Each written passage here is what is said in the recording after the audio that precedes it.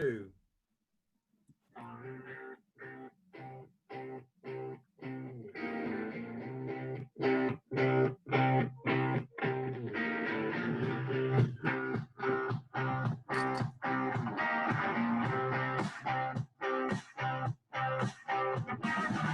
Live from London, it's Car-Boyz. Yep, we are live, I promise, live, well, alive, which is always nice. Hello, one and all. Hope you are good. The car show that used to be on your radio and is now back on the television and the radio with 100% pictures and 100% COVID-free. At least, excuse me, at least for now. Hope you've had a good week. If you're outside the UK, the answer is probably yes. If you are watching us from the UK, the answer is probably, I am very bored of this sceptred isle. I'm very, very bored, whether you're in tier 1, tier 2, or tier 3. Well, don't worry, we're here to shake stuff up and get you ready for that Christmas lockdown, which will be fun. This week on the show, we've got all the fake news that's fit to print in the news. We've got your correspondence in the mailbag. And this week, it's an overflowing mailbag. And what would the show be without the classic car selection? This week, we'll come over all Gallic. I mean Gallic. By which, of course, I mean very belligerent. We refuse to have a shower, and we shall be invaded by Germany any moment now, for the third time.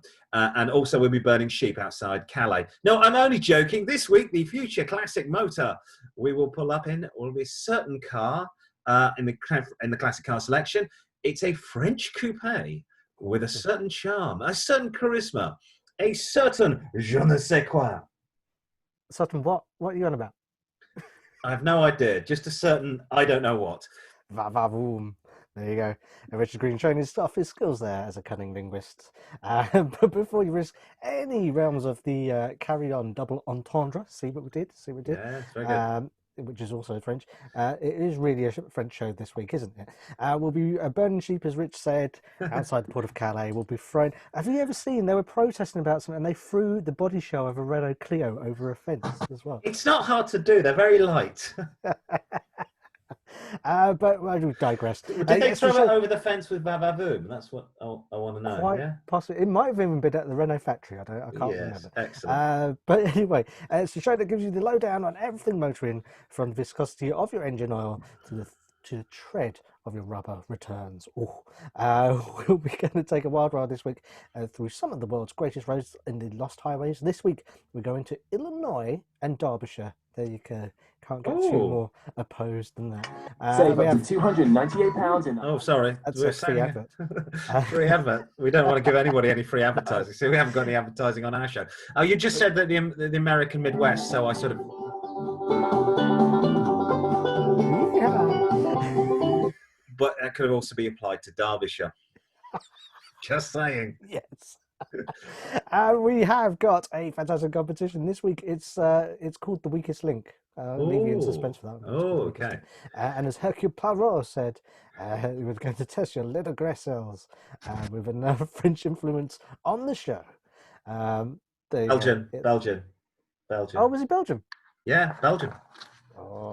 Okay.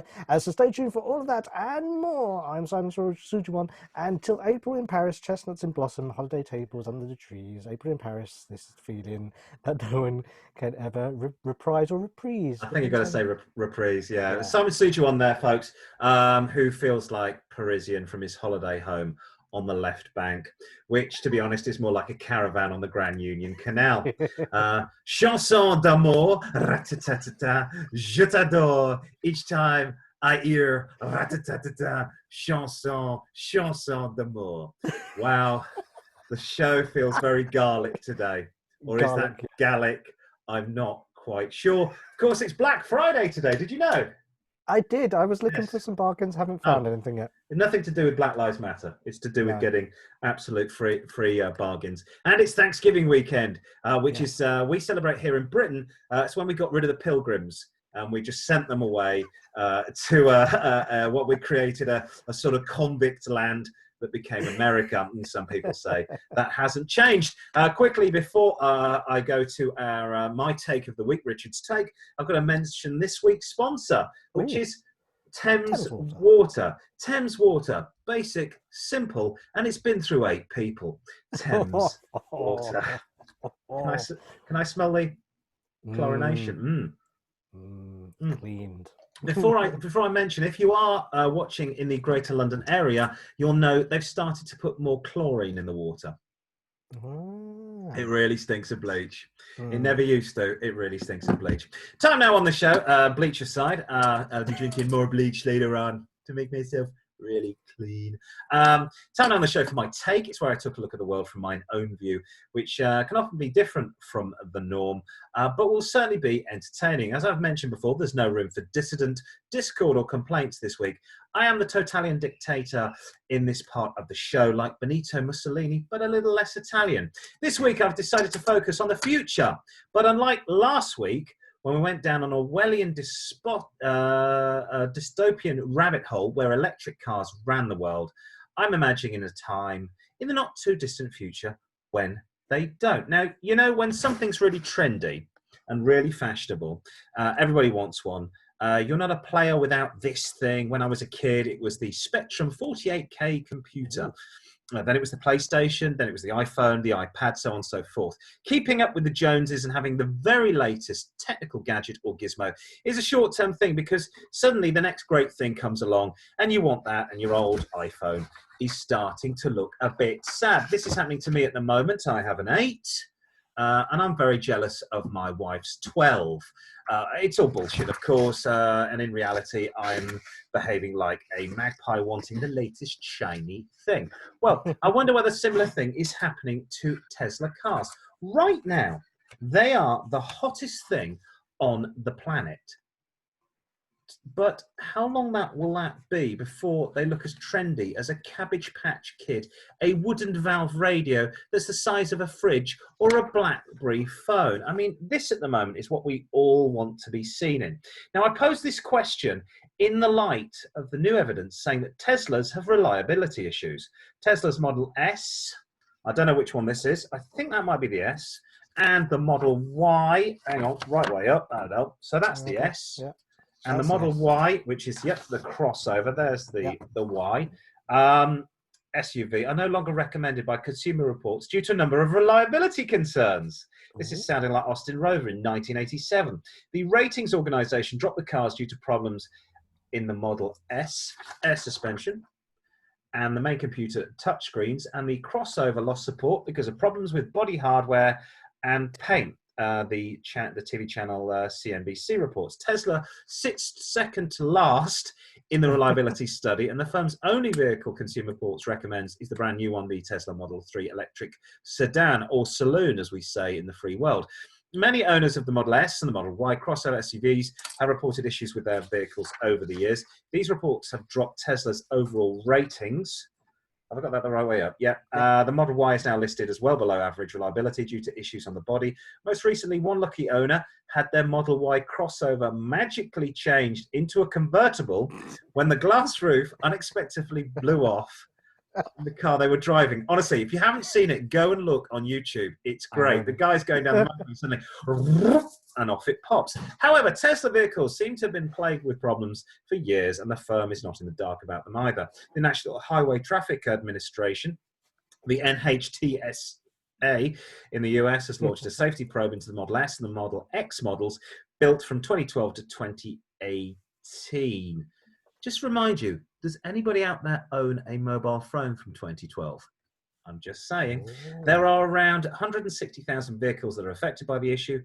Producing the cars is a difficult thing. You need to produce so many cars, and in millions, not hundreds of thousands, to make it worth your while. And I wonder if Elon Musk really has bitten off more than he can chew. If a car gets a bad reputation, then it's doomed.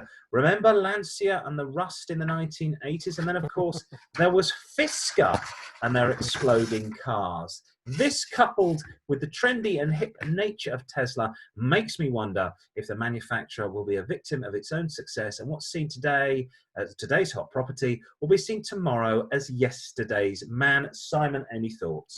I think you're absolutely right. They need to be increasing the volume of cars that they're making. Yes. So why, in an era where lots of car companies are joining up with other car companies to develop things, Why are Tesla not doing this? Yes, I have no. I think they need to be taken. I think really somebody needs to get rid of the smell of musk and probably get Tesla in bed with a big company, Yeah. GM or Ford or So then you Toyota. can produce stuff in higher volumes. Also, though, it hasn't hurt Elon Musk because he has now become the second richest man in the world. Nice, even though he's producing stuff that's falling to bits. That's frightening. That stuff from 2012 is no longer any good. But hey, I think this is about a year old. Who's got an iPhone from That's true. 2012? Yeah. I remember mine's last year's. Yeah, oh God, you've got the 4 cameras on you. You really are. I remember you having the iPhone. I think you were the first person I knew that had an iPhone. Really? Yeah, I think so. You were very excited about the fact you could track yourself. 2008, 2009? Yes, that's 2008. Right. And you're very excited about tracking where you were going. And then that happened to me in 2012 when I was trying to find my uncle's house in southeast London. And I was on the bus and I didn't know where to say stop. So I just put on the iPhone and went, oh, it's around the corner. I get to press the button in a minute. It's probably a first world problem, but there you go. Technology. Oh, it's time for some news. Hang on. Yes. Sorry, I forgot. Let's have some news. If I can find the news. Here we go. Oh, no, it's not the news. How about this?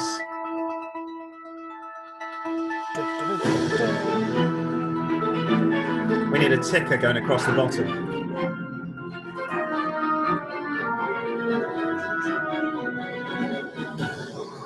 And also maybe a little picture-in-picture insert. Of the story. And a globe up here. Yes. A bug on the other side there. Just if someone would like to sponsor us, then maybe we can do all those things. Apart from Thames Water, yes. Yes. And in car news, and don't worry about the third world as long as there's first world's all right news. Following an announcement that the UK, that the country will be banning the production of petrol and diesel cars by the year 2030. Pictures have emerged of children in Africa mining the rare earths that have been used to power electric cars. We've been talking about this several times on the show over the most recent weeks. The Democratic Republic of Congo, where they drink on bongo. Dr. Congo, I believe it's called. The DRC is a country where it's long been scarred by the deprivation and corruption and communal violence, but it's also rich in materials and minerals, particularly cobalt and key components like the lithium-ion batteries that power mobile phones, computers, tablets, and electric cars. Indeed, our digital lives would be impossible without cobalt. The soaring global appetite for this mineral has enriched a select host of commercial operations in the DRC, which has around 2/3 of the world's cobalt deposits. But the distribution of wealth from this burgeoning trade has become grossly imbalanced. Child workers are frequently being used in the country, some at primary school age. Many of them are involved in digging out the cobalt and selling it to Chinese traders at the local depot. In much of the DRC's cobalt industry, there's little sign of corporate responsibility or social justice and the qualities that are meant to infuse environmentalism. But by boosting the demand for electric cars and thus for cobalt, Britain's green revolution will only be exacerbated the destitute and maltreatment in the DRC. Each electric car battery requires up to 18 pounds of cobalt. What's that in new money? I don't know what that is. Around about 9 kilograms. Okay. 1,000 times as much as a smartphone. Volkswagen has said it will probably have to build 6 new battery factories within the next 10 years to supply its electric car plants. And the authorities study by cobalt trading company Dalston Commodities has estimated that the demand for battery manufacturing for cobalt reached 357,000 tons per year by 2030, 7 times the current level. So those of you that aren't in the UK shores, apparently this week Boris Johnson says that 2030 is when we're all going to switch to electric cars. Not going to happen. Just not going to happen. I mean, you see pictures like this, and you think 1,000 times more. We need 1,000 times more of that component for each car. Well, it's right. I mean, look at the size of the battery, and that's tiny. Yeah. The jazz band are trying to get back in your hole. The jazz band were trying to strike up then. No, it's never going to happen. We haven't got enough charging points. We haven't got enough. We're not producing enough electricity. And the running joke that I've been using with you for the last few years is maybe they could have an electric car and then get power stations to produce electricity, and they could burn petrol and oil at the power station. Now, weirdly, we've got this thing at the moment called an internal combustion engine that already produces energy by burning petrol pretty cleanly. Well, the thing is, someone on the radio I was listening to today said petrol, diesel, they're all byproducts of refining oil. Yes. So what happens when from oil we get things that go into like stuff that builds our roads, aviation petrol, so kerosene, everything, pens, glasses, clothes have got oil in them. So what's going to happen? Does that mean that no one can sell petrol, or what? Because it's the sale of electric and hybrid, petrol and hybrid vehicles that's no longer going to happen. They can't just switch off petrol production, because that would just be you're right. You could just switch off. The byproducts is a really crucial thing. I've not really thought about that. And you just think of everything that plastics are all from oil. And as much as we're at this moment saying, well, plastics are terrible and we shouldn't be using them. Yeah, but we're using a byproduct of. So we are being pretty green in taking something that is natural and in the ground. We're taking it out of the ground. We're refining it. We're making it as clean as we can to put in the cars. And then the stuff on the side, we can make something else out of that. And it's not ideal, and it can't go on forever, but it won't, because in 200 years' time, we'll probably be all living on the moon, eating tablets and behaving like the Jetsons. It was the Jetsons, wasn't it? Yes. With an Astro dog, yes. Yeah, with an Astro dog. Meet George Jensen and all that sort of business. There was also the news today. The news this week of the release. Ford are working on a new transit van with the capable electric transit van with a capability of 230 miles, which means you can't actually get down to Cornwall, and you certainly can't return from Cornwall. So you could go down there, take some stuff down there, drop it off, but then you're going to have to wait overnight while your electric car recharges up. So we've been saying that cars are getting bigger to put bigger batteries in to carry the charge, but this is a van which is going to be bigger than a car anyway. Yes.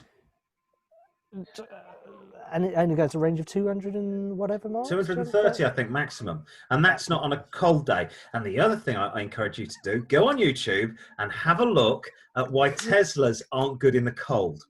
There's some great videos of people in like Minnesota trying to start their Teslas, and it's because one thing electrics don't like is cold weather. Yes. So not very good for this country then, especially this time of year. No, not really. Moving on, and in my country's got more potholes. Sorry, and I'll start that again. And in my county has more potholes than your county news.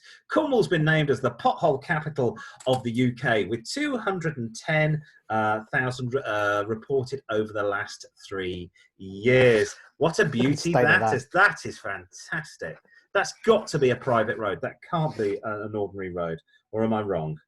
I don't know. I really hope that is not. We've got a road around the corner from us that's private, and it looks exactly like that.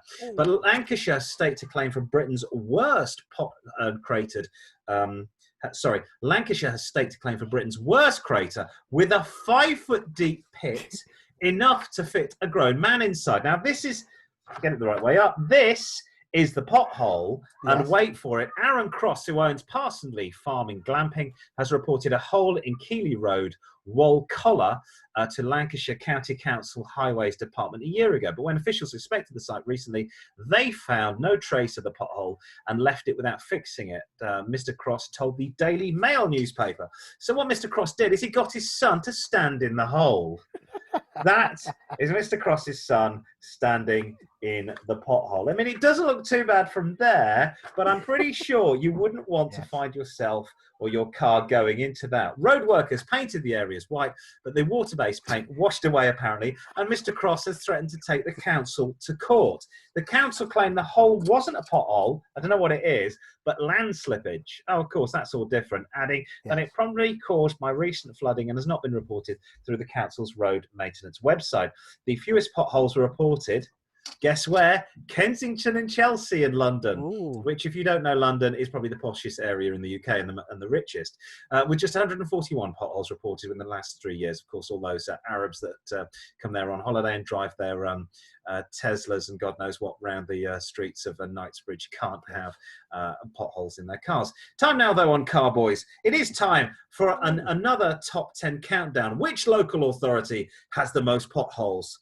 Let's find out.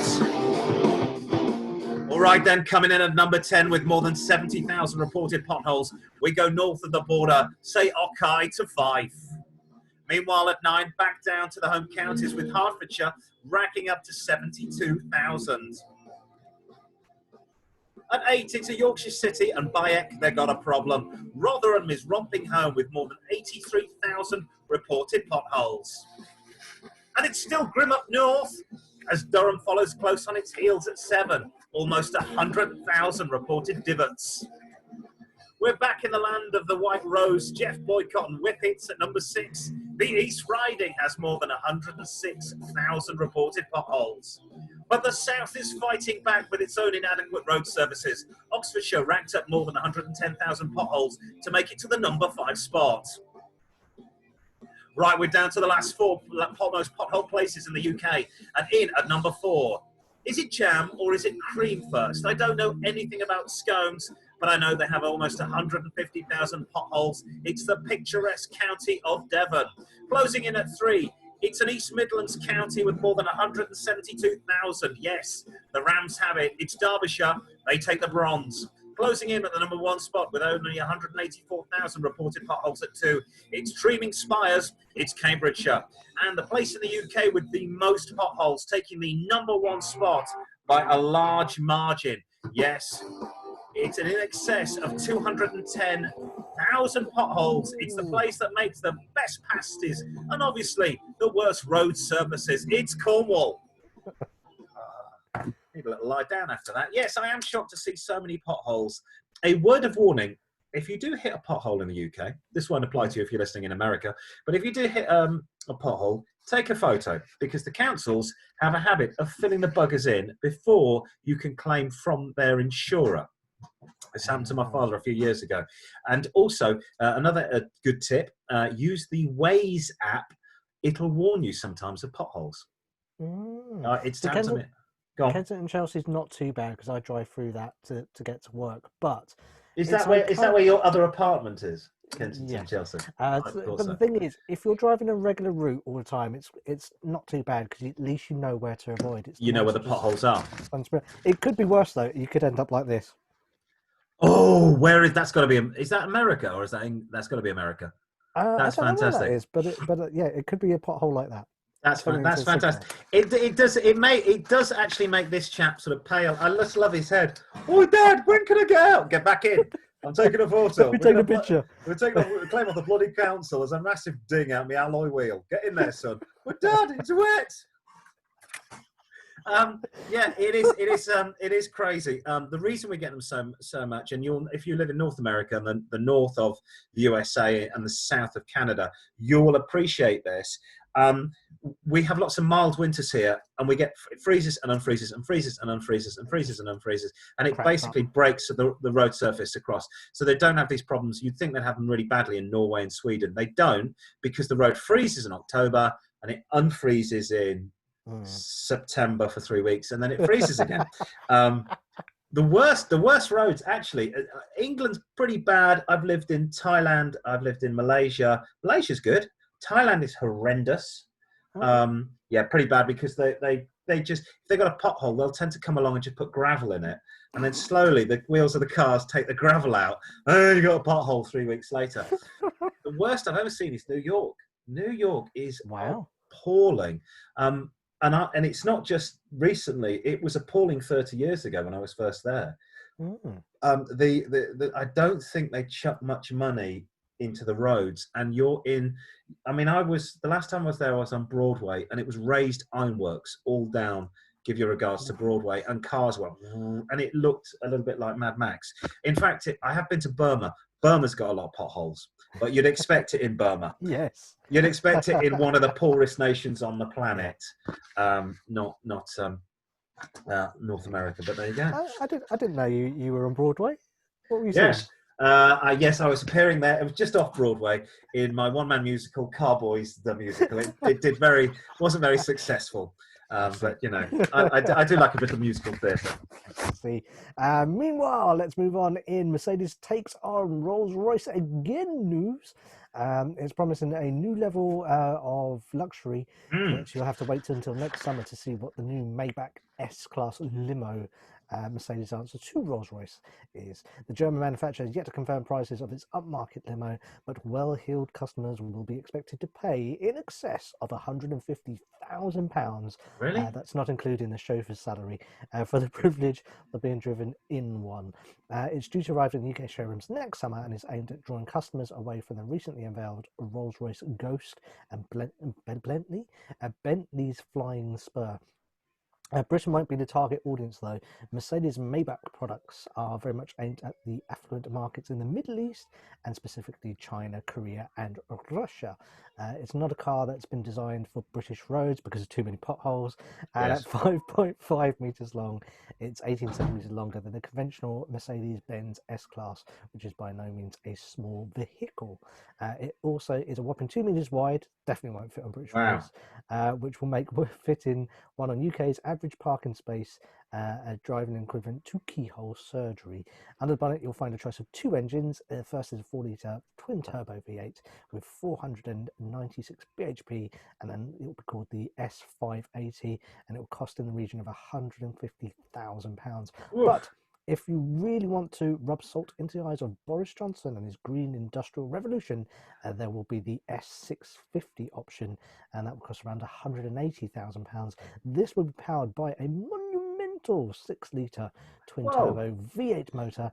Yes, petrol was fighting back once, and it would likely to make Greenpeace activists blood boil. It produces a colossal 603 bhp. That is a beast of a vehicle. It is truly amazing, isn't it? But as you say, it's a Grand Tourer. I mean, you need to take a second car towing behind you, so when you get to where you're going, you can sort of drive around properly. Imagine trying to get this down some narrow Italian streets or something. The only thing I did notice is that most of our viewers will not be able to afford 180,000, and I've got a secondary picture of the car, which is this one. Yes. And I saw that and I went, this reminds me of something. And then I had a little search on the internet.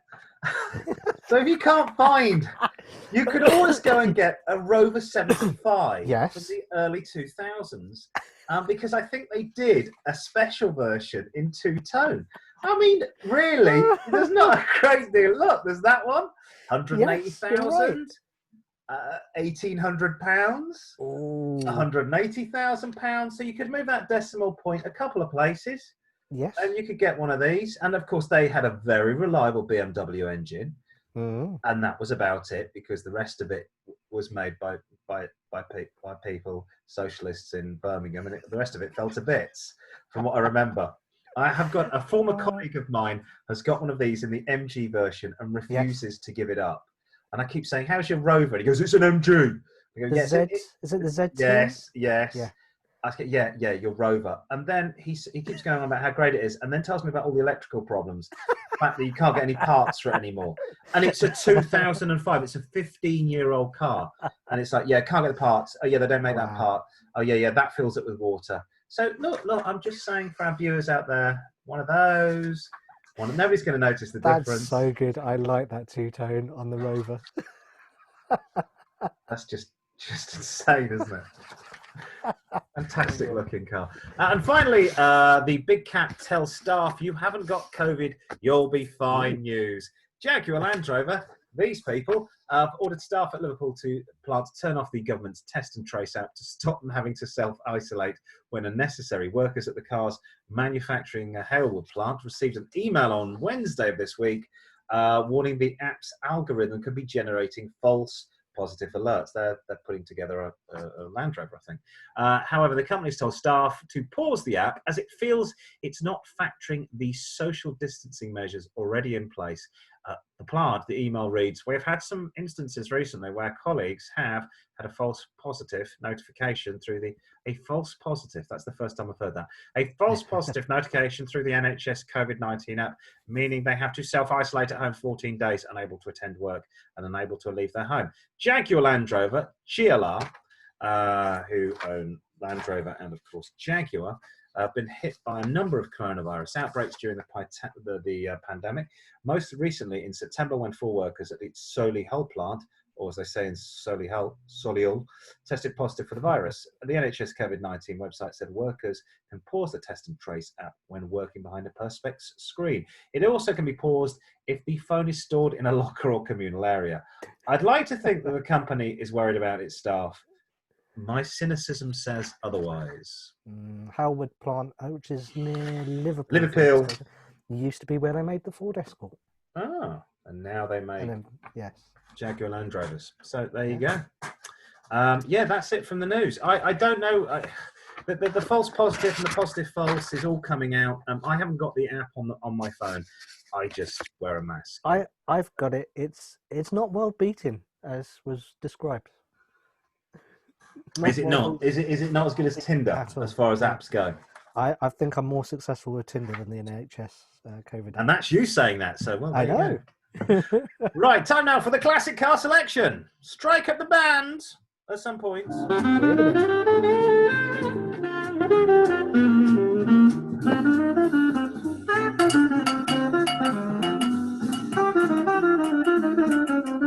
That's enough, boys. Back in the basement, there's the Car-Boyz jazz band. Thank you, chaps. Now, the classic car selections, we take a diamond in the rough, an overlooked motor, and give it a spit and polish and show it off for the amazing mode of transport it truly is. Now, on previous episodes of the show, you have probably heard me speak disparagingly about the French and their cars, and quite rightly so.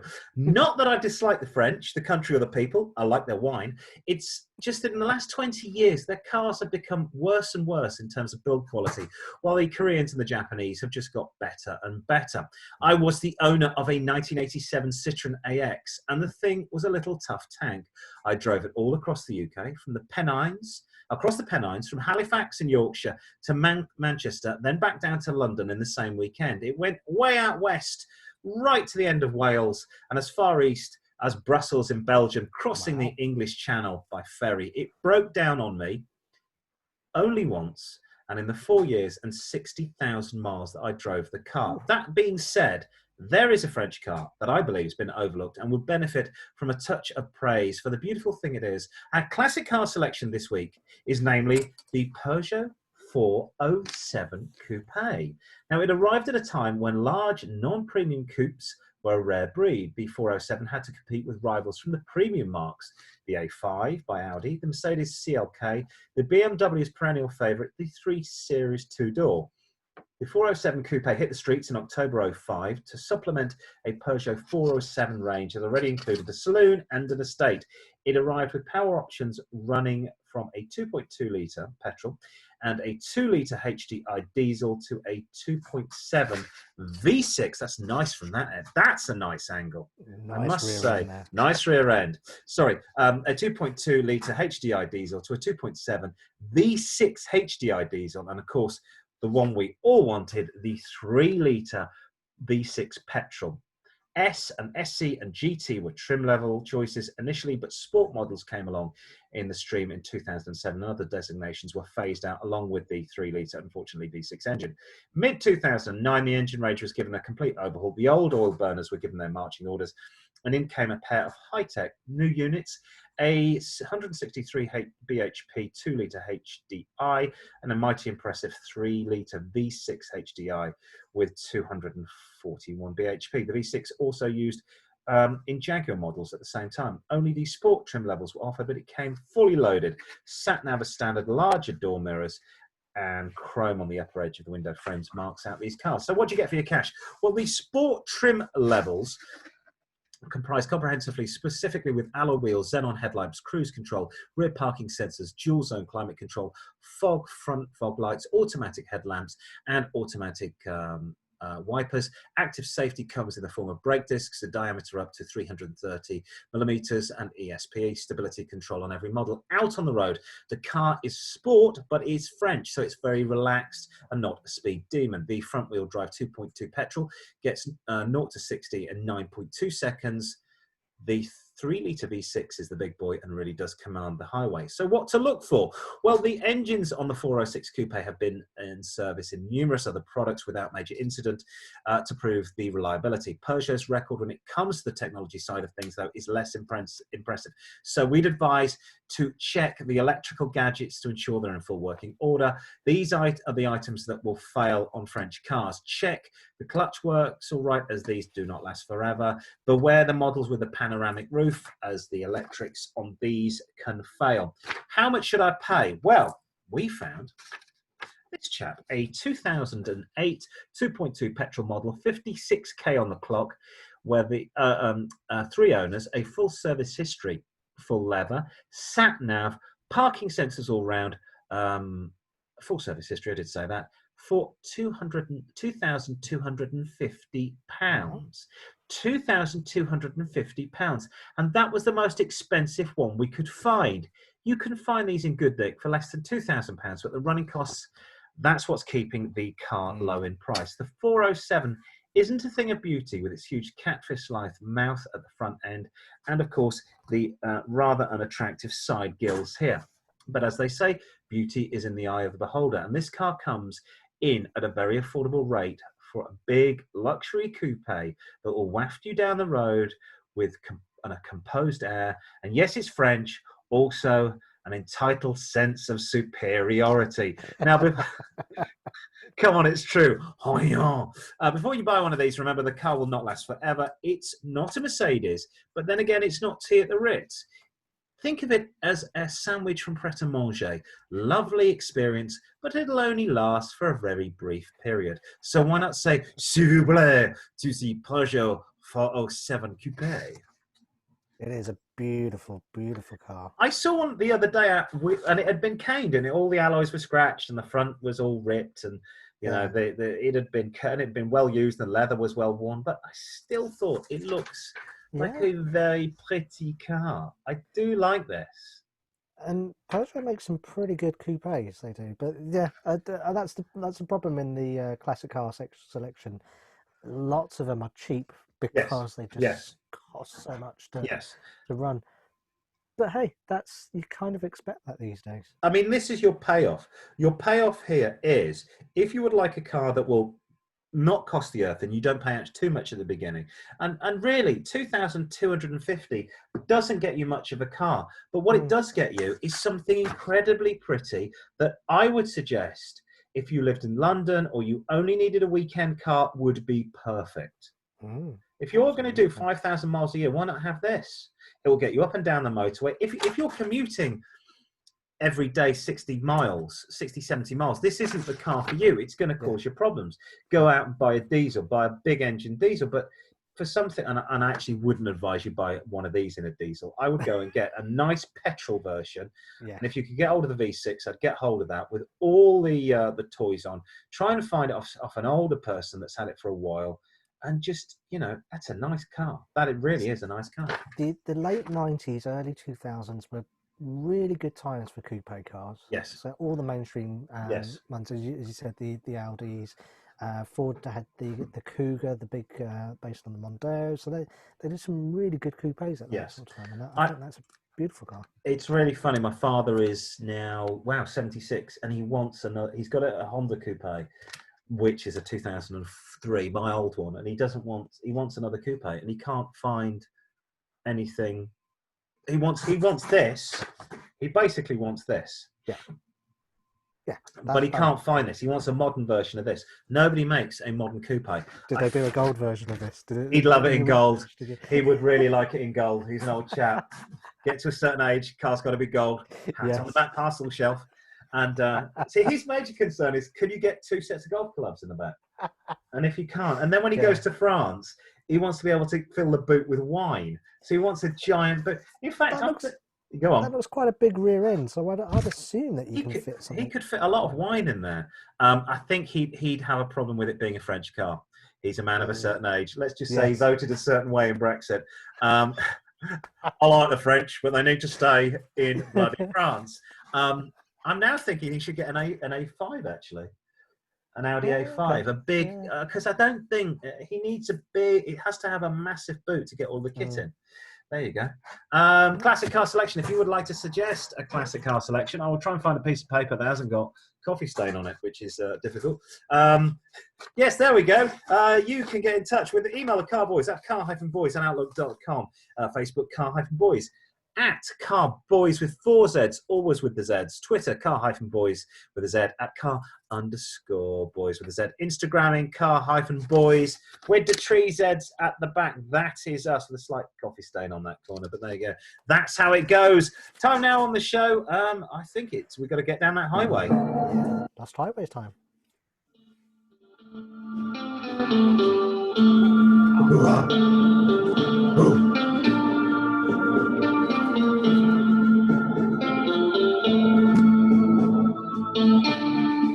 There you go.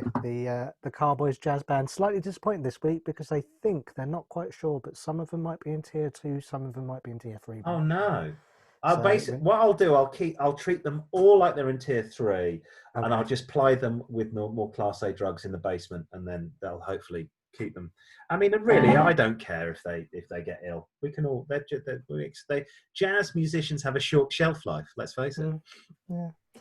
Anyway, don't forget, later on in the show, we have the mailbag, the quiz, and a whole load more. But this is our feature where listeners email us in and give us their favourite roads and the reasons why they love them. It could be a quiet coastal road that leads down to the sea. Alternatively, it could be a straight 2-lane blacktop that leads to infinity and invites you to go on the pedal to the metal. Whatever your poison is, Rich has held up all the details there and tell us know why it's your perfect driving road. And first in the inbox this week is Calamity Jane 86, who emails in from the city of Salford, Greater Manchester. Lovely place. She said, "Hello, dear Car-Boyz."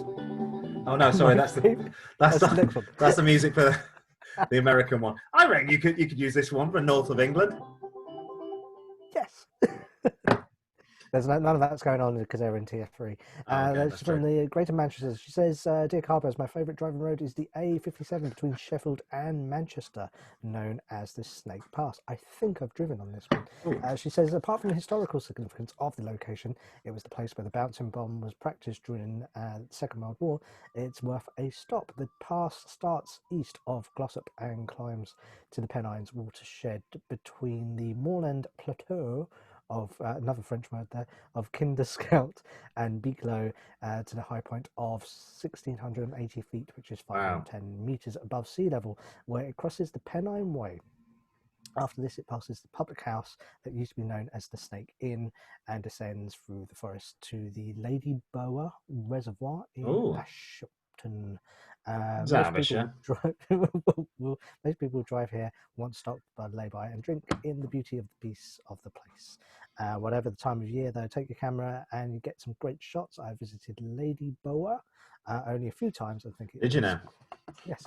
On the recent visit, the water levels were low enough to see some of the old ruins of Derwent village, which was flooded, along with Ashupton village to make the reservoir in the that you see today. Yes.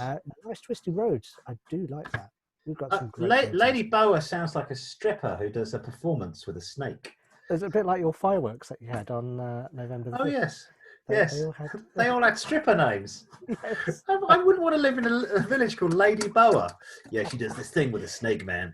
I must have, if I've crossed the Pennines in my Citroen, I must have gone down this road.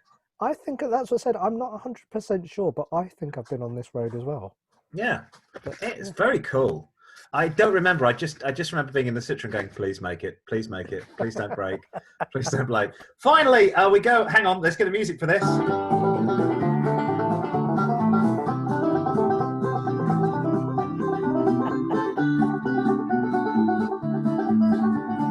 That's enough of that. Finally, Dalston from the Windy City. What? Macclesfield. Chicago. Of course, that's the Windy City. Hello, Car-Boyz. You'll love our roads here in Illinois at this time of year. Ooh, because one of our great roads is along the Spoon River Valley. Take the I-80 west, and just over 3 hours, you'll be enjoying the Spoon River Valley Scenic Drive.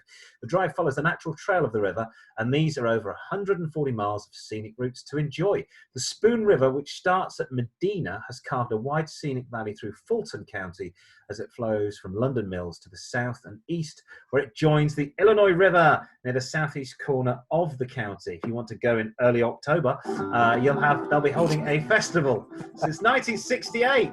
We have to wait till next year now for that because it's November. Yes. Anyway, Yes. you can enjoy the official tour, complete with food, arts, crafts, a flea market, and other entertainment. I imagine they didn't do it this year, or they had masks. The Spoon River Valley Scenic Drive Tour goes through 17 villages and visits historic sites. The drive is beautiful at any time on its own, though it can be enjoyed throughout the fall for the turning. Just stop that. I'm feeling a desire to sleep with my sister. Sorry. And can be enjoyed throughout the fall for the turning of the leaves. I love the colours in this. The colours are amazing. I think we managed to actually get back to where I'm from in the South Cotswolds and see when the leaves were turning, which was not dissimilar to this briefly, which is very, very nice. So that is your Lost Highways this week. If you want to get your Lost Highways, whatever they are, it doesn't matter if it's the road outside your house or it's a road that you've driven on somewhere weird in the world, like Caribbean or South America or something. Just hit the usual interest on the email us, Facebook us, Twitter us, Instagram us. Don't forget to hit like on this channel, subscribe to the channel as well. It's free. We're good like that, unlike the BBC. Now it's time, and I've got to get the music up for this, for the polished turd of the week, which we haven't done since last week.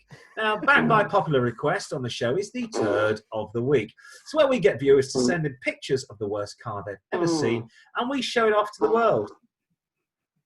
Oh, that's better. Could be a 1.1 VW Polo with a huge exhaust pipe, dump valves, and a K&N air filter.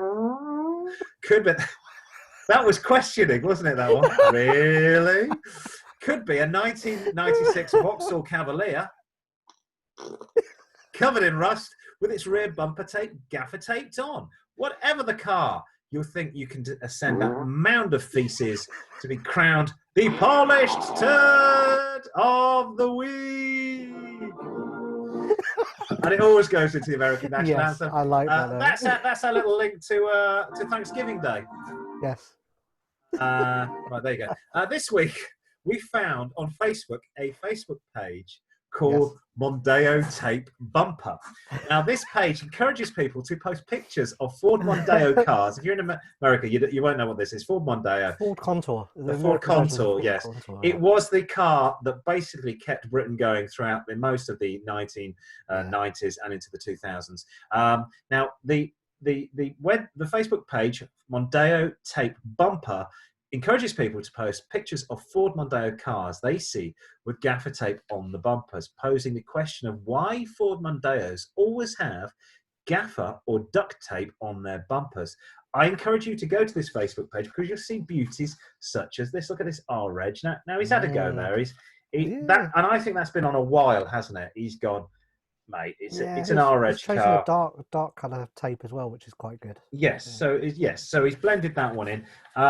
This is an example of the pre-gaffer tape, which obviously the bumper has cracked on this one, and then the I fixed it, which is that's a great.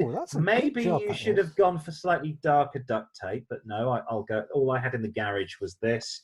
And a bit of prime on that would be fine. This one, yes, just get your touch-up paint on all that gaffer tape that's on there. Now, this chap really doesn't care because his bumper doesn't match the car anyway. Maybe this is the new Maybach as well, colour scheme.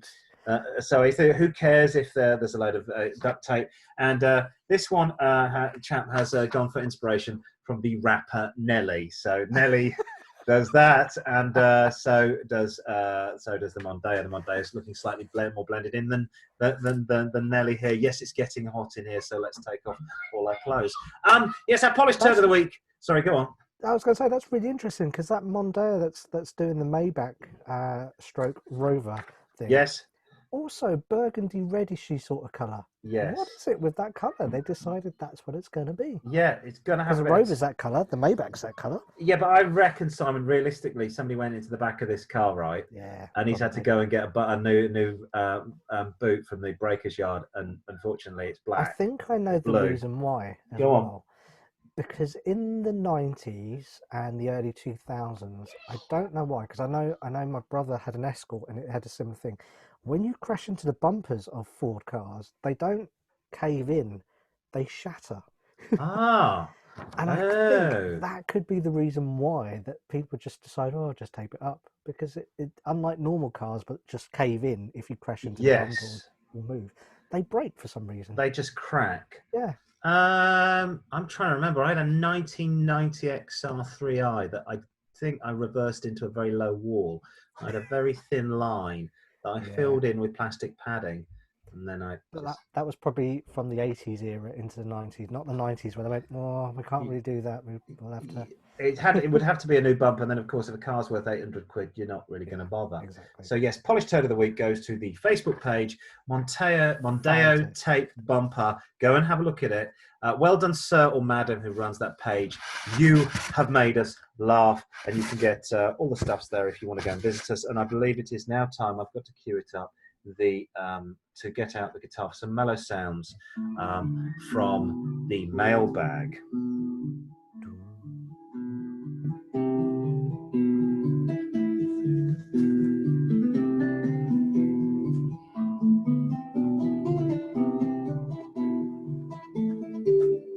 It's lovely, isn't it? Very nice. I like that. It goes well with the shouting of my children. Yes. Yeah, it's good. It I sort of think they're balances it out. excited. I think I'm thinking at one point we were going to have some fans trying to break into the studio, but no, it's just my kids. Exactly. But now it's time on the show to delve into the Belgian mail sack that is known locally as the mailbag. This week it is overflowing, as Richard said. Carla writes to us, says she writes to Car-Boyz from the wilds of Dundee, Scotland, and she says, "Hello, Car-Boyz, loving the show." She's having a problem. Oh. She drives around in a Toyota Aygo. Oh, that's Scotland. That's what I'd say. That's probably the answer. She drives around in a Toyota Aygo, which she really likes, but she's about to take ownership of her parents' 3 dogs, as her mum and dad are getting too old to walk them. One large Labrador. Well, this isn't like a pet show.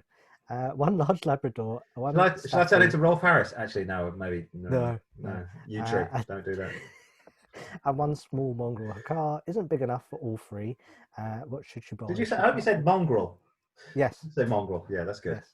Yes. She said the car isn't big enough for all 3. What should she buy? She can't afford to spend. She can afford to spend around $3,000 once she's sold her elderly Toyota. She doesn't want a big engine car. So what should she have? So it's ridiculous to sublime. So the Aygo's got a 1 litre or a 1. I think it goes up to 1.2 maximum, and that is a tiny car. We went online. And this is pretty ugly, but I thought she's got a Staffy, which is a medium dog. She has got small, medium, and large. Small mongrel, Staffy, which is medium, and Labrador. So you've got to have a car of a certain size. You can't have a mini. You've got to have. Ideally, I think she probably wants them in the boot, not on the back seat. We found a 2012 Skoda Yeti. The Yeti. Now, I think this is regarded. I see a lot of dog owners with this car, and I see a lot of parents dropping their children off at school in this car, or just burying them in a shallow grave in the woods, which is what I'll be doing later on. That picture looks like it's been taken. Yes. Now I can sell the Yeti because I no longer have children. They're now compost. We found this 2012 Skoda Yeti 1.6. 86k on the clock, very good condition for just over £3,000. A large car, perfect for the dogs. If she wants to stick with Toyota, what about a Corolla Verso, which is the bigger Corolla? We found a 2.8, I don't think I've got a picture, but we found a 2.8 litre, 2008, 2.2 diesel, not a huge car, but low miles, 60k on the clock, very good condition, for under £3,000. So it could be one of those. Fantastic, yeah, all good. Right, we're off to Thailand. And Oscar says, Sawadee crap, Car-Boyz. Excuse me? Yes, he did. He says, Sawadee crap, which is hello in Thai, from the land of smiles. Hello, Thailand. He's committed petrol head, currently drives a souped-up Mitsubishi Lancer. Nice. Ooh. He's seen an old Jaguar for sale locally for $3,000. He's done the Thai baht. He reckons about $3,000 American dollars for this. Right. In 1987, Daimler Jaguar XJ6, XJ40, 3.6 auto, super low mileage, 66,000. So it's a 33-year-old car. So that is good. Right. Apparently runs and drives well. The headlining is starting to sag. What do you reckon?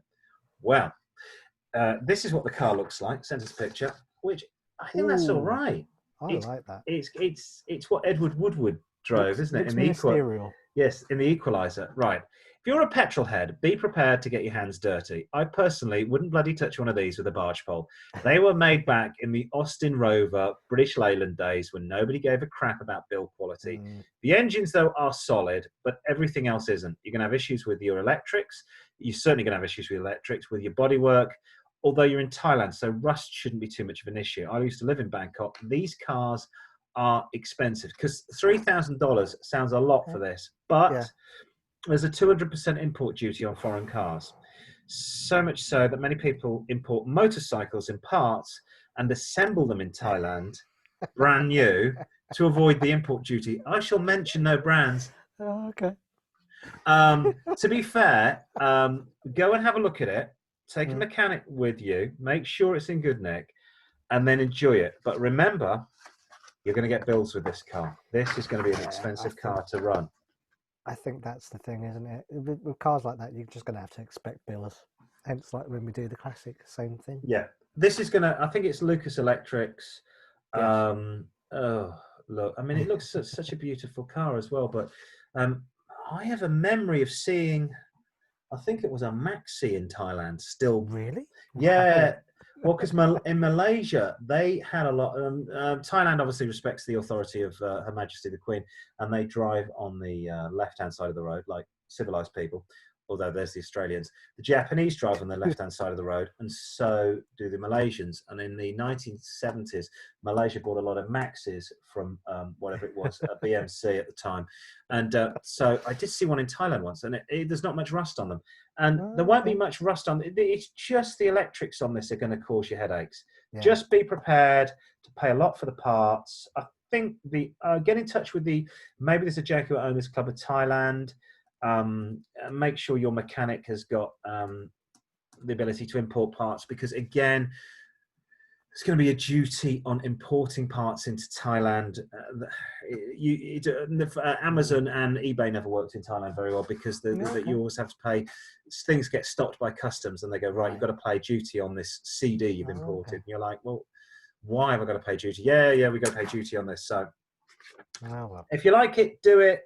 Be prepared to pay some cash. There you go. Moving on, Dave the Rave 44 in Essex says, all right, Car-Boyz. All right. Hope you're both all right. He's musing about buying a camper van for the next summer. Okay. He's a single man and wants everything. Wants something, not everything. To get his surfboard in and to sleep in. He's hoping to drive all the way down to Santa Berets. Wow. Right at the bottom of the Bay of Biscay in France. Oh, it's a French influence show this week. It is very Gallic. Well, I'm off now. I've finished. So I'll see you later because it's French. Yeah, exactly. Oh, we're going to go on strike in a minute. And throw baguettes. All out. Talks down. He's got 10k to spend. What should he get?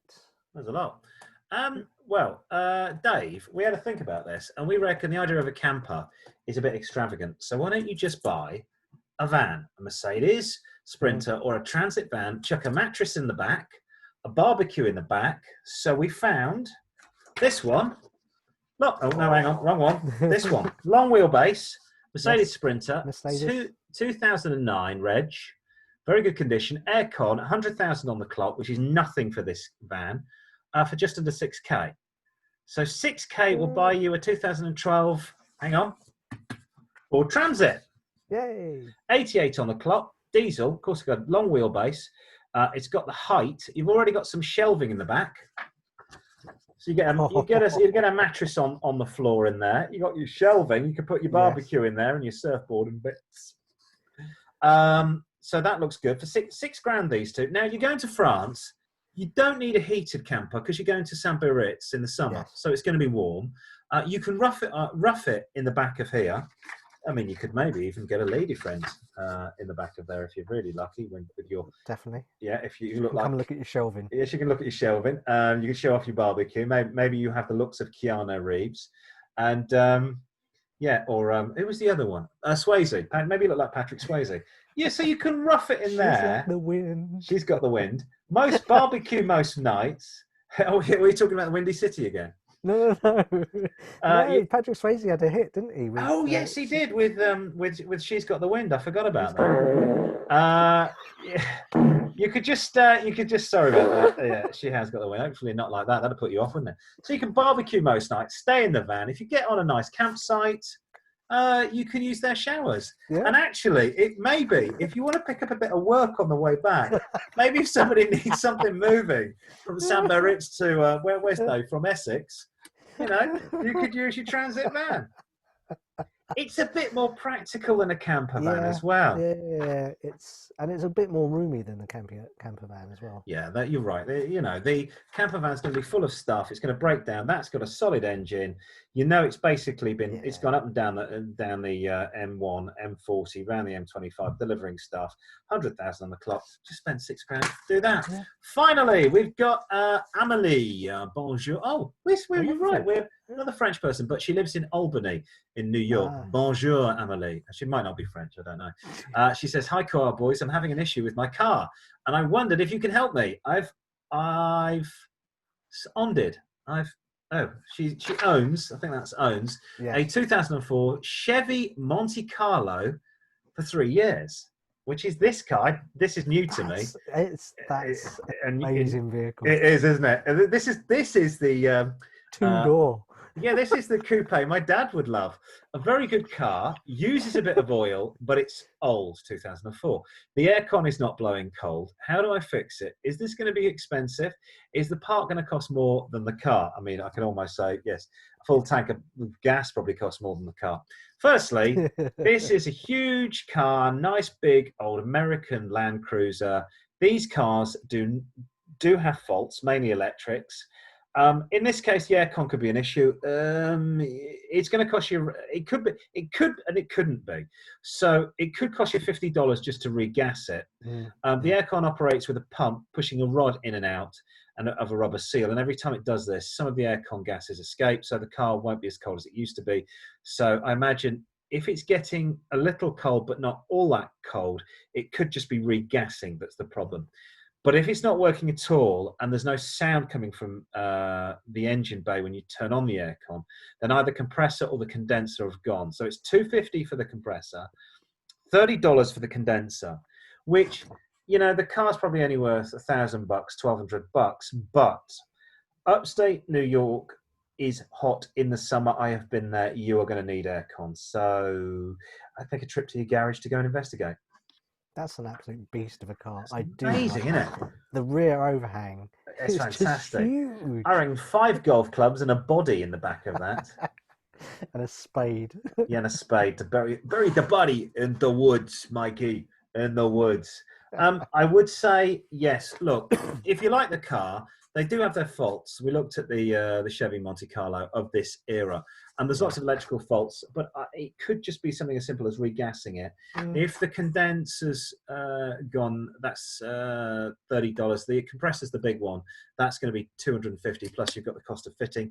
But if you like the car and you want to stay cool in the summer, go for it. Go on, there you go. Why not? Be daring. Be daring. So if you, I've lost my piece of paper now. I've lost my train of thought as well. There you go. There's all the details. Email Car-Boyz. Email the mailbag at car-boys@outlook.com. Facebook Car-Boyz at Car-Boyz with 4 Z's. And Twitter Car-Boyz at car_boys with a Z. Instagram at car_boys with 3 Z's. I believe it's competition time. Yay. Oh, something. Oh, hang on, I've got a Hawaiian on you. Sorry, apologies. I should have a lei on. Always like a lei. No, that's the end of the show. No. How about that? There we go. Should we try that? There we go. Competition time. I have to fill in. I've lost my sound. Back with us. Yes, I can hear you now. More cowbell, more cowbell. Fantastic. Hopefully I can hear you. I said it's... Yeah, there we go. You hear me now? I can hear you now. Hear me yes. now. Lovely. This week we're calling this the weakest link, the quiz, as you don't want your car to have a weak link when it's time for its MOT. That's true. Yes, it's all about the MOT tests and reasons why your car might fail, in a bid to show you that we're educational as well as entertaining. We are. So this week we have got our contestant. It is Richard from Southwest London. Hello. Hello. Are you feeling confident you know your MOT test? Well, I remember the days when you could get a car past an MOT test by welding in an old baked bean tin into the exhaust, or putting a little bit of plastic padding on a rather structural part of the car. And showing the mechanic a few portraits of the Queen in exchange as well. I give you this amount of money. Will you make this car pass the test? Yes. This car's passed the test. Yeah. I actually had a friend that used to do MOTs, and my other friend bought a car, and I thought it was all right. It seemed to drive okay. And then we took it to my friend who did MOTs and said, "Who did the MOT?" One of the headlights was being held in by just a stone. Oh, brilliant. So this week, because we like to give you some pictures to win as a prize, this week you're playing for a picture of Camden Town's finest vehicle. It is, of course, the all-electric G-Whiz. Oh! In purple with yellow bumpers. Oh, this is worth as much as an iPhone 1. This really is. It's about £1,000 I could probably buy that car for now. I don't see it. You used to see them a lot around Camden. Well, because they don't last. This is the antithesis of being green. You buy an electric car and you get about 8 years out of it, and then you throw it away. And there you go. That's the reason why. But this one's still running. Just in my research for which picture to get you, I did see some that had been crashed up, and it's not a pretty sight. Wow. Not pretty at all. That is, is it 2 person, or can you get 4 people in the G-Whiz? I think you get 1.5 people in there, just about. Brilliant. Actually, I was going to say one very large fat man, but probably wouldn't get him too much in that car. I love the colour. It's disgusting. Purple with yellow bumpers. Yeah. So that's what you're playing for. So I stand looking. First question of the quiz. What is the most common reason for a car to fail its MOT? Any ideas? I want to say bulbs. I didn't have to give you any option. Absolutely right. Yes, it is. It is the bulbs that do blow, whether it's your headlights or the lights are on. The bulbs or the indicators, they often blow, are. Go on. That looks like the main character from Short Circuit with those. If you have a look at that, Johnny Five is alive. For a bonus point, yes. Do you know what percentage of cars fail with lights or signals? 20%. Any number. 20%. Oh, I'm sorry. It was 29%. 29% of failures are. It's the most common failure. Quite heavy. It's quite for lights and signals. Okay. Question number 2. What is the name of the form that is issued if your car fails? Would you like some options on this? Yes, please. Is it A, VT30 or B, UB40? Apparently there's a rat in the kitchen. What am I going to do? VT30. VT30. Yes, VT30. Absolutely right. Of course, this is UB40. That's VT30. They're my favourite band from Birmingham. My favourite white reggae band. Yeah. Yes, they were a bit north. They were in the Black Country, really. That's why. Okay. Yes, so that's VT30. Okay, well done. Absolutely correct. 2 out of 2 so far. Question number 3. How long does the MOT take? Would you like some options? Or do you know this? Please. No, I don't know this. Go on. Is it A, 30 minutes? Yeah. Or B, 45 minutes? It's 30 minutes. It's got to be. Really? Incorrect. Wow. It is actually 45 minutes now. I forgot. So it's 10 minutes to boil the kettle, and then 25 minutes to find a screwdriver to poke some nuts to drink the tea. They'll drink the tea, and then then another 15, and then minutes to So basically, that works out right. Sad to know it's 45 minutes. Wow, I did not know that. Okay, true or false for this one? A car's VIN number, the vehicle identification number, is checked on an MOT. I don't think it is. False. Ooh, it's true. Is it really? It's true. They do have to check that the VIN number matches up with all the documentation. Okay, so okay. It is part of the MOT. Okay, fair enough. So there you go. So two each out of the 4 questions. Okay. Number 5. How much is a fine for not having an MOT? Do you know? Would you like some options? Yes, please. Is it A, £600 or B, £1,000? Now, the old days, I would have said 600. But they've got more and more and more. My brother once got pulled over with 3 flat tires. Yes. In the family Fiat Panda, and handbrake that didn't work. He kept a brick in the back of the boot, and then if it was on a hill, he just put a brick behind the front wheel.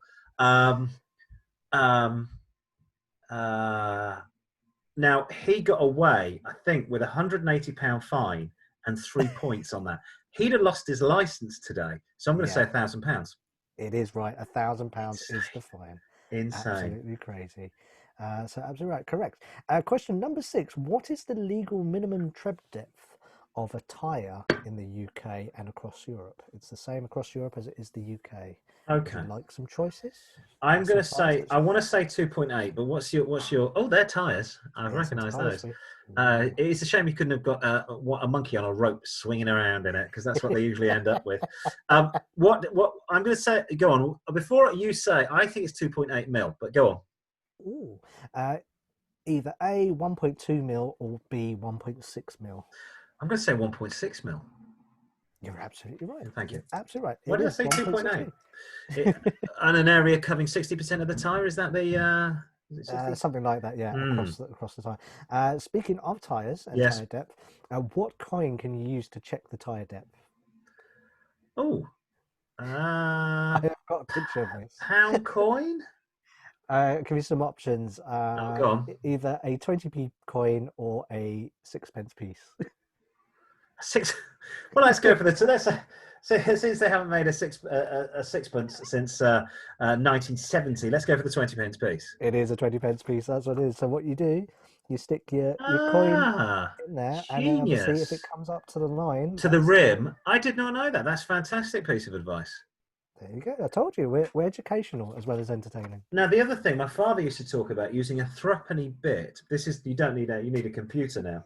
But when you manually tuned the engine in the olden days, a threepenny bit was like the new pound coin. So it's hexagonal and it's quite thick. So you would put that onto the engine block when you were tuning the car, so you could use your ear. And also, if it didn't fall over, the engine was tuned. Fantastic. Unless you had a Trabant. And then it would have to be a tin of beans on its side. And if that didn't roll off, then you were fine. Or a block. Of course, Trabants being 2-stroke and really bad. Yeah. Question number 7. We're doing well. We're still on course for the picture of the. Thank God it's only a picture. Yeah, I think your kids would love that. They would. Yeah, they would. It's like a windy house on wheels. Question number 8. True or false? Yes. Your car can fail your MOT for having too many air fresheners. Is that true or false? Think logically of this. I'll show you a picture while you're doing it. Yes, well, I was going to say true because I've caught that minicab home many times. I'm going to say true because it could get in the way of the rearview mirror. Absolutely right. Yes. So it shouldn't be blocking your rear view mirror or your view of the road. And of course, this person with the 60 million magic trees on that one. Yes, Mr. Habib, I believe his name is. Yes, he clearly cannot see yes. The child coming towards him over there. That's fine. That's fine. Absolutely right. Well done. Question number 9. Will your car pass or fail your MOT if your engine warning light doesn't go out? This is the engine warning light that we're talking about. No, I don't think it is. I don't think that matters. It does. Really? Yes. Since 2012, if a warning light is displayed on your dash, you will fail.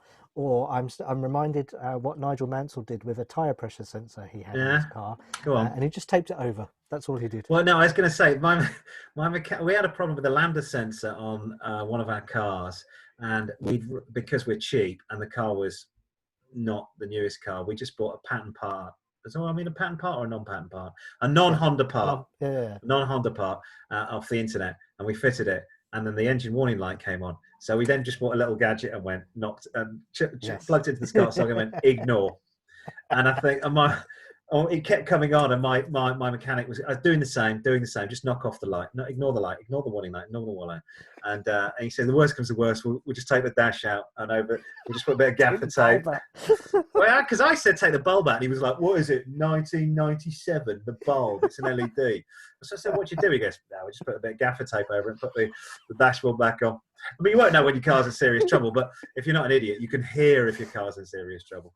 Absolutely. So well done. And for the win. Yes. For the win. This is a percentage one. What percentage of cars here? We've got a Mazda MX-5 on the Jack. Oh, yes. What lovely. percentage of cars fail the MOT? Oh, what percentage fail? Yeah. 29%. I'll give you that. The options were A or B. A was 30 and B was 40. Yay. 30%. Yay. Thank you very much. You win, of course. Oh, I'm so excited. A picture of the Gee Whiz. With a windy house on wheels. That is, my kids would love that. I think they would. In actual fact, I think because there is a very popular children's car that is in the hang on, the Wild West have come back. That is in that colour, and my children, my in-laws, my children's grandparents have got one of those cars, and somebody on the internet has taken a smart car and painted it yellow and red, and it looks exactly like those kids' cars. But they're the ones with the little flappy doors, and the kids hang out. I'm not showing a picture of my children. I think in your case, one will be in the driving seat, one will be on the roof. Yeah, that's my children. Starsky and Hutch. Starsky. I am hoping to relaunch the Starsky and Hutch series in 15 years' time when they're in their 20s, and then we can because we'll have a woman and a man, because it's the 21st century. Unfortunately, they'll probably be too white for that. So we could get one of them to black up. No, that doesn't work anymore, does it? No, we can't do that. So maybe that's an idea we will forget. Moving on swiftly. I'm so happy I've won. Thank you very much for doing that quiz. We love that one quiz. I shall be posting that straight in the bin. And thank you very much for tuning into the show. We're back next week, if all goes well. If you don't catch COVID, keep wearing your mask, keep drinking bleach, keep taking the drugs, and let's not forget Thames water. It's a great cure-all for everything. Thames water, complete with chlorine. Chlorine. It's been through 8 people, so you know it's good. That's it from the show. Have a great weekend, whatever you do, which is basically nothing. And we'll see you next time on Car-Boyz. Goodbye!